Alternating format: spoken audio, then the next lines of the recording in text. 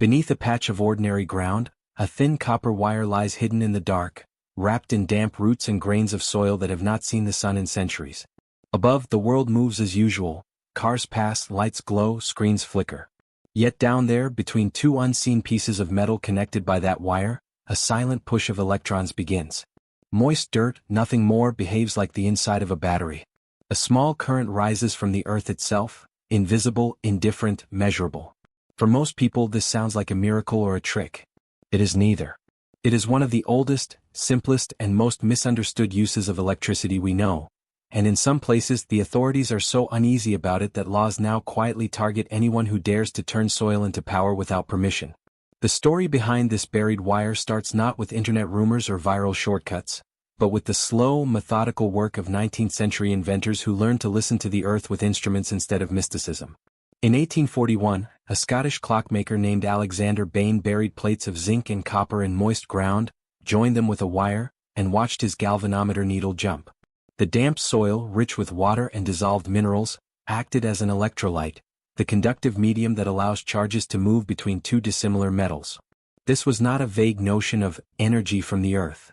It was standard electrochemistry, zinc atoms surrendering electrons more easily than copper, a potential difference building up, and a current flowing through the connecting wire. Bain used this effect to power experimental clocks and telegraph devices, proving that dirt underfoot could provide real, usable electricity. As telegraph networks spread across continents, engineers noticed something strange. In some installations, the earth itself became part of the circuit. Instead of building two wires, one to send current out and another to bring it back, they realized the ground could serve as the return path. This principle, later formalized in systems known as single-wire earth return, turned soil into a vast, conductive partner for long-distance power and signaling. It was not free energy, but it was a cheaper, cleverer way to push electrons across great distances. Telegraph workers and early electricians reported patches of unusually green grass and thriving plants near these buried conductors, long before today's talk of electroculture and soil batteries. The earth was no longer just the stage on which human technology stood. It became part of the device. From Bain's buried plates to the telegraph era's earth return systems, the pattern was clear. Whenever metal, moisture, and soil chemistry lined up just right, the ground behaved like a low-voltage battery.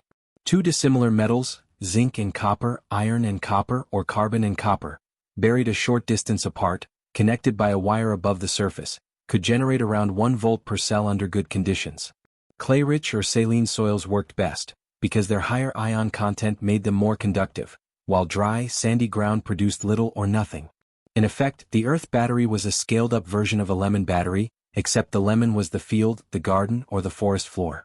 The buried wire was not magical. It was simply the visible spine of an invisible chemical reaction happening in soil. Modern science has done more than confirm this old knowledge. It has pushed it further into the realm of biology. At Northwestern University, researchers developed a dirt-powered fuel cell that sits in soil and harvests electricity generated as microbes break down organic matter. These microbial fuel cells rely on bacteria that naturally release electrons to nearby conductors while consuming carbon and nutrients in the ground. An anode and a cathode, separated but immersed in the same living soil, create a steady trickle of current as long as there is organic material for microbes to eat. Instead of burning coal or gas, the system taps into the metabolism of microorganisms already present in the dirt. The power is small, enough for sensors, low-energy devices, and remote monitoring stations. But the principle is profound. Living soil is both a habitat and an energy source. At the same time, enthusiasts and homesteaders have rediscovered the old earth battery idea as a survival tool for off-grid living. Guides now circulate on how to drive copper and zinc rods into the ground, space them correctly, and wire them into small arrays capable of powering LED lights, radios, or low-power electronics. They emphasize the importance of soil moisture, electrode depth, and orientation, sometimes suggesting deeper burial in clay soils or near natural water sources to maximize output. The claims vary in ambition, from modest, scientifically grounded demonstrations, a few volts, a trickle of current, to more dramatic stories of homesteads lit solely by ground arrays, water pumps running off buried electrodes, and campsite systems that leave no visible trace on the surface. In these accounts, the buried wire becomes a symbol of autonomy, power drawn directly from the land, not from the grid. Yet the phrase, free electricity from soil, hides a crucial nuance. The energy in these systems does not come from nowhere. It arises from chemical potential differences between metals, from ionic gradients in the soil, or from the metabolic activity of microbes. Over time, zinc anodes corrode, soil chemistry changes, and electrolyte capacity can be depleted, requiring replacement of either the metals or the surrounding dirt. Microbial fuel cells continue producing power only as long as there is organic carbon to oxidize. The current is real but modest, typically fractions of an ampere at low voltages, far from the levels needed to run an entire modern home in a conventional sense. When people speak of limitless or forever power from dirt, they stretch a practical, measurable phenomenon into a myth. The buried wire is part of a battery, not a portal to infinite energy. The tension around this technology does not come from its basic physics, which are well understood, but from what it represents. A way to sidestep traditional infrastructure, even if only partially. Picture a small farm where a series of earth battery cells, each with copper and zinc electrodes in wet soil, are wired in series to charge a battery bank. The power might only cover lighting, a radio, or a pump, but symbolically it undermines the idea that electricity must always be bought, metered, and delivered from far-off power plants. In some documented cases, off-grid experimenters who built large soil-based systems reported running into building codes, safety inspections, and fines, not because the earth batteries defied physics, but because they operated outside the usual framework of certified equipment, grid connections, and utility control. A wire buried quietly in the soil becomes, in the eyes of regulators, a line crossing into unapproved territory. Legally, the phrase "banned in 12 countries" often reflects a patchwork of rules rather than a single explicit prohibition of soil electricity. In some jurisdictions, any system that generates electricity and connects to a structure must comply with strict electrical codes, regardless of whether it uses solar panels, wind turbines, or galvanic soil cells. Underground conductors that are not properly registered or shielded can raise concerns about interference with communication lines, corrosion of nearby infrastructure, or safety hazards when other utilities are installed. Authorities may respond by forbidding homemade buried wire systems outright, folding them into broader bans on unauthorized underground electrical installations.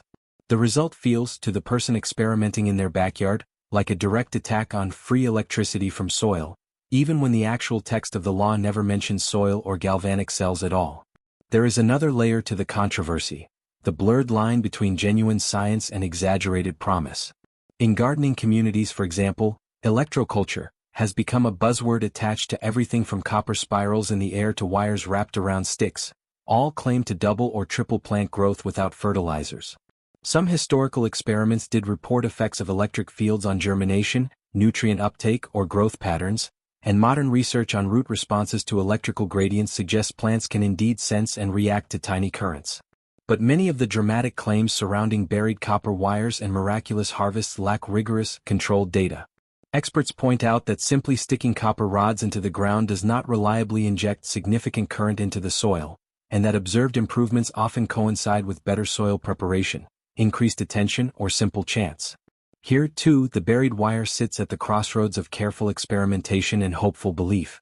Despite marketing slogans that portray earth batteries and soil fuel cells as forbidden secrets, mainstream research quietly continues to explore them for practical, modest uses. Environmental sensors in remote fields, forest monitoring stations, and small internet-connected devices all benefit from power sources that require no refueling, no sunlight, and minimal maintenance. For these, a paperback-sized microbial fuel cell or a series of galvanic soil cells can provide enough electricity to keep data flowing for months or years, as long as the soil stays moist and rich in organic matter. Companies and laboratories focus less on dramatic narratives of suppression and more on durability, efficiency, and integration with existing systems. The buried wire, in this context, is neither outlaw nor miracle. It is simply a clever, localized energy solution designed to work alongside batteries, solar panels, and conventional power, not to overthrow them. To understand why the idea of burying a wire in soil feels so radical to some people, one must look beyond volts and amps and consider what electricity means culturally. For over a century, electricity has arrived as an external gift. A grid connection, a utility bill, a promise of reliability tied to distant infrastructure. The average person's role is passive. They flick switches but they never see where the electrons are born. The earth battery reverses this script. 2 pieces of metal, a length of wire, and the ground itself become a tiny power plant anyone can assemble with basic tools. Even when the output is small, the psychological impact is huge. Power is no longer something imposed from above but coaxed from one's own backyard, garden, or campsite. That reimagining of who owns energy, who understands it, and who can make it appear is what gives the buried wire its unsettling power. In some countries, that unsettled feeling has translated into legal caution, technical standards, and, at times, aggressive enforcement.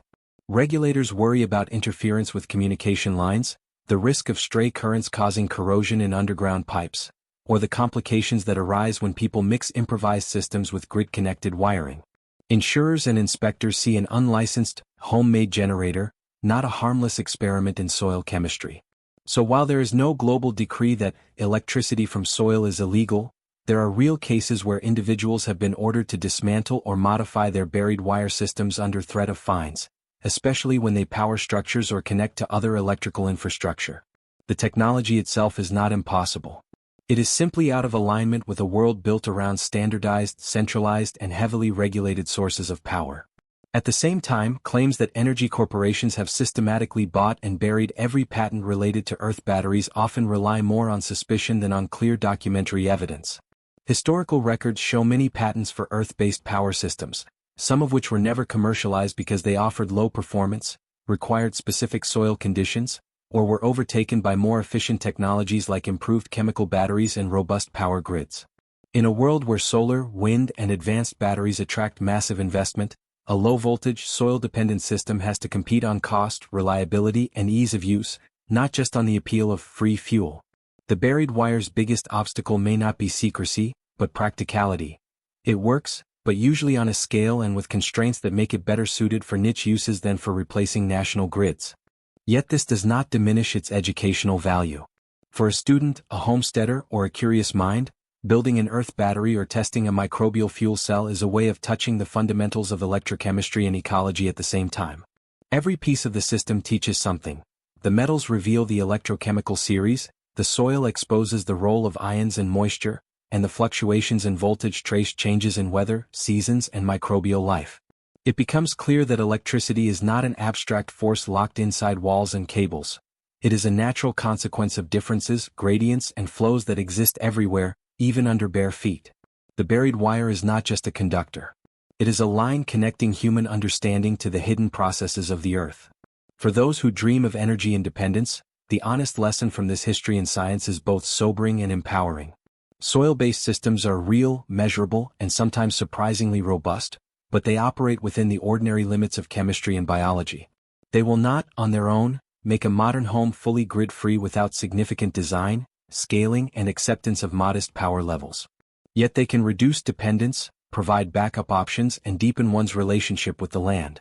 They can quietly run sensors that monitor soil moisture, support small devices in remote areas, or light a campsite without the glare of panels or the noise of generators. They remind anyone willing to learn that resilience is often built from many small distributed solutions rather than a single dramatic breakthrough. In the end, the image that remains is simple.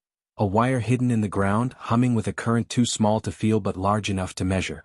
It is neither myth nor miracle, neither fully embraced nor entirely forbidden. It is a technology that sits at the edge of our imagination of what energy should look like. The soil does not care whether its electrons are harvested. Microbes go on consuming carbon, minerals continue to dissolve and recombine, rain falls and evaporates. The buried wire merely offers a path, a narrow copper road through which some of those movements become a signal, a glow, a voice over a radio, a tiny island of light in the dark powered by the ground itself.